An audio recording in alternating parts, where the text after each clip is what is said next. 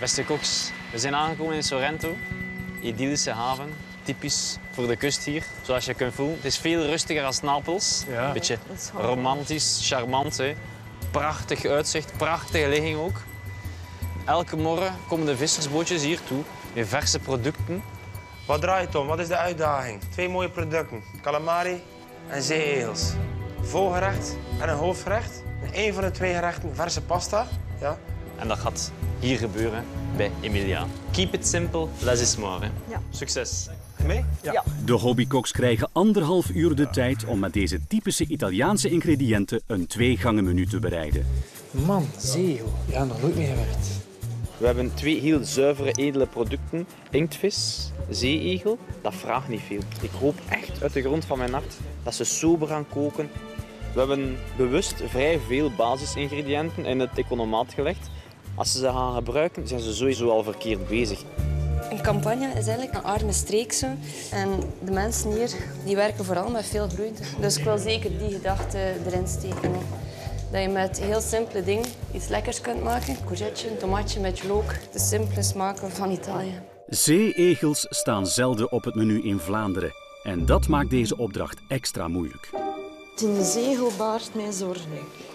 Jezus, vriend. Ik weet het nog niet wat ik daar moet mee doen. Kijk. Ja, ik wist dat de hobbykoks dat nog nooit in hun handen had. Ik wist dat. Die zegel, nul idee. Ja, een zeegel is natuurlijk ook een delicatesse. Dat is iets dat je bij ons ook heel moeilijk kan krijgen. Zelfs ik moet daar heel veel moeite voor doen om dat in huis te hebben. Dus ik wist dat dat voor die hobbykoks dat een probleem zou zijn. Dat de zegel het hete hangijzer gaan worden. Ja, maar niemand heeft er een zegel gelegd. Had ze het aangeproefd? Een nieuw product hè, voor hen. Hè? Ja. Hoe snij je die open? Wat doe je daarmee? Ja, ik niet weet eigenlijk. Ik weet niet hoe dat ik hem moet open doen, maar ik zal hem toch een keer moeten open doen. Hè. Er is maar 1 manier om een zeeegel te openen.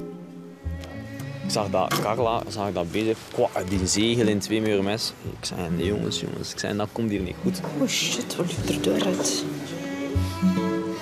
Kijk, de Bram is begonnen als een zegel. Het is niet gemakkelijk. Als je het niet kent, is het niet gemakkelijk. Ja, de eerste keer dat ik het zegel, ik heb het een keer zien doen in de film. Goed dat dat goed gaat zijn.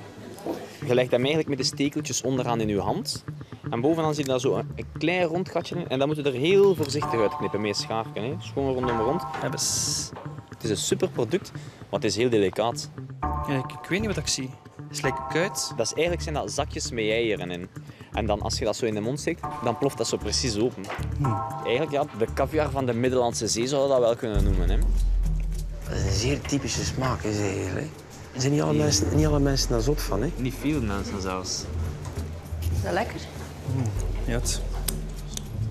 Dat is wel lekker. Er is niets dat zo typisch naar de zee smaakt als een zegel eigenlijk. Hè. Het proeft enorm, de zegel. Ik kan me niet inbeelden dat een zegel warm gegeven wordt.